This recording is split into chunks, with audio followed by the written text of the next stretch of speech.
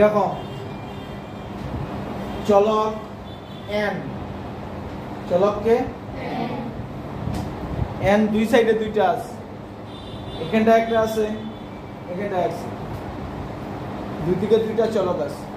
দুটো চলক একদিকে আনতে লাগবো, ধ্রুবকগুলির একদিকে নিতে লাগবে। প্রথম এখানটা কি আছে, n বাই কত আছে, ওইদিকে সমান চিহ্ন, ওইদিকে চলক যেটা আছে প্লাস, এটা সমান চিহ্ন ওইদিকে কি হইব, মাইনাস। ওদিকে কি আছে, এটাতে এদিকে এনে নিলাম প্লাস কত 5/6, এটা আছে মাইনাস, এটা ওদিকে গেলে কি হইব, প্লাস 2/3। এখন দুই দিকে লসাগু লইতে লাগবে। কয় দিকে লসাগু, যদি মনে করো 3 6 18 করতে হয় কোনো অসুবিধা নাই। 3 6 কত, 3 6 কত, 18। তারপরে 6 দিয়ে কারে ভাগ করতে লাগবো, 18 ভাগ করলে কত হইব, 3 দিয়ে কারে পূরণ কত হইব, n * 3 বা 3n মাইনাস 3 দিয়ে 18 ভাগ করলে কত হইব, 6 দিয়ে কারে পূরণ কত n হইব, ঠিক আছে। আবার এদিকে 6 দিয়ে 18 ভাগ করলে কত হয়, 3 দিয়ে কারে পূরণ 3 5 প্লাস 3 দিয়ে 18 ভাগ করলে 6 দিয়ে কারে পূরণ 6 দুগুণা।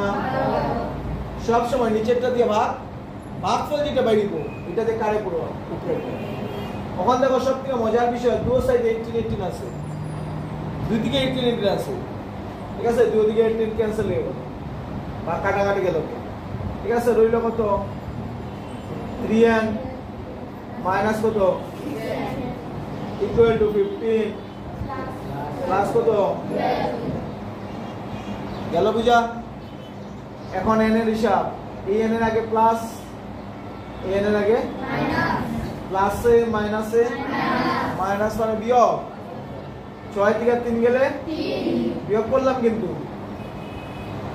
অঙ্ক শেষ না, বড়টার চিহ্ন বসাই দিলাম। এই দুজনের মধ্যে বড়কে কি আছে, এই যে মাইনাস, চিহ্নটা বড়টা, চিহ্ন কার, সমান চিহ্ন, প্লাসে প্লাসে মানে যোগ, 15 আর 12 কত 27, বড়কে কি আছে, এই যে প্লাস, ঠিক আছে। যদি মনে করো না বুঝতেছো না, প্লাস দিলা অসুবিধা নেই। এখানটা প্লাস আছে, এখানটা যদি প্লাস দিয়ে দিই, এখানটা প্লাস দিয়ে দিই, এটা প্লাস দিলে অসুবিধা নেই, প্লাস দিলে অসুবিধা নেই। এখন n এর লগে 3 আছে পূরণ হিসাবে, এদিকে লিখতে দিব বা মাইনাসটা লই এই একবারে, -3 প্লাস 20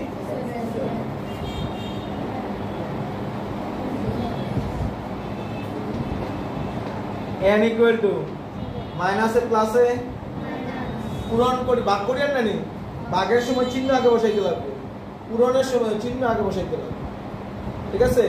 মাইনাসে প্লাসে বা প্লাসে মাইনাসে 3 দিয়ে 27 3 9 শেষ আছে।